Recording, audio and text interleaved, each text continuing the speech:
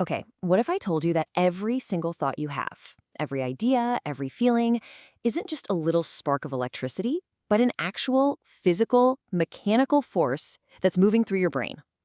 Today, we're diving into a really revolutionary model that could completely change how we think about our own minds.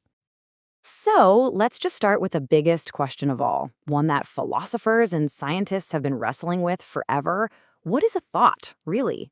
I mean, seriously, where does a feeling or a memory actually exist inside our heads?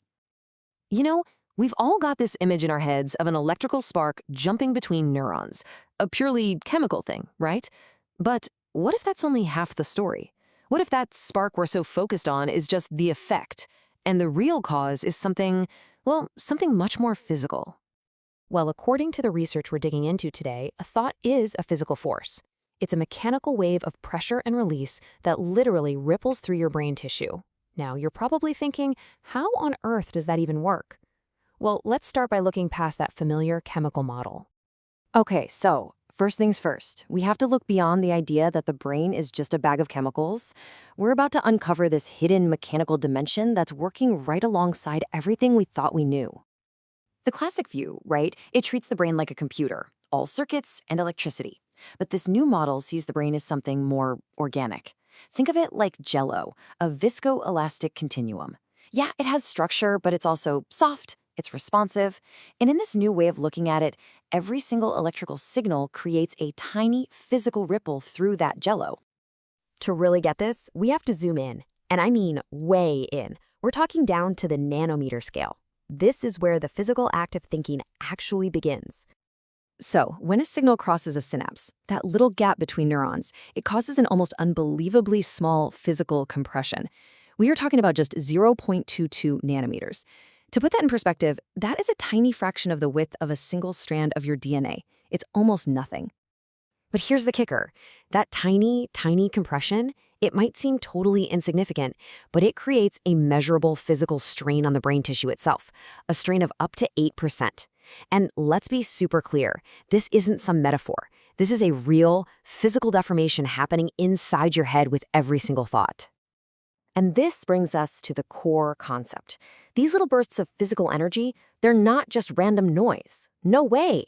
They actually organize themselves into these discrete, measurable units called stress-strain energy packages.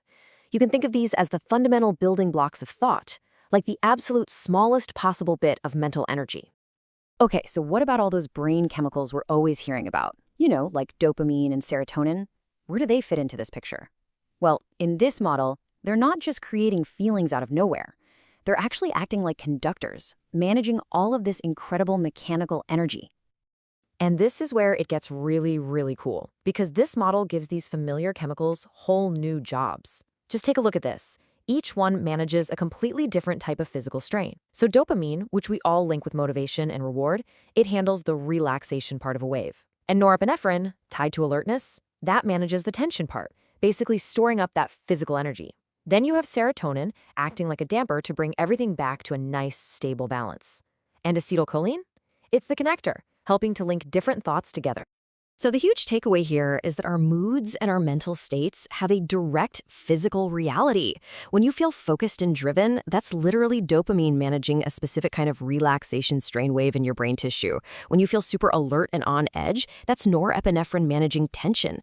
Our emotions are quite literally shaping the physical landscape of our minds in real time. All right, let's make this even more concrete. Think about a really powerful emotional memory you have. You know the one. How does this new model explain how a memory like that actually gets formed and stuck in your head? It all happens in this amazing three-step circuit. First, some big emotional event triggers your amygdala. The amygdala acts like a big, bright highlighter, marking the experience as important.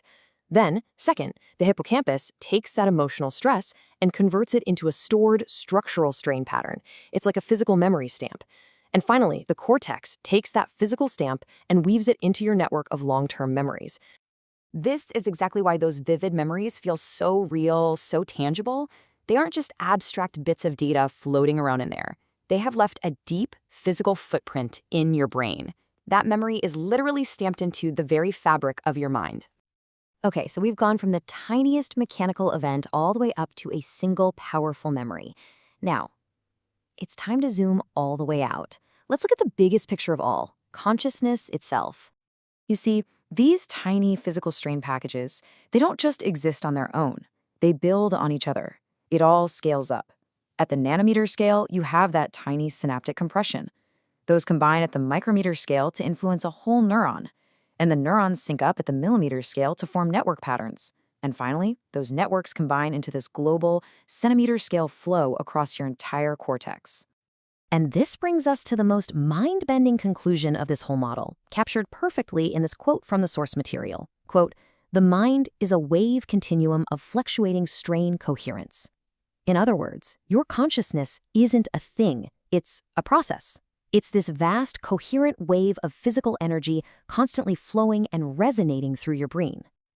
So, we'll leave you with this final thought to chew on.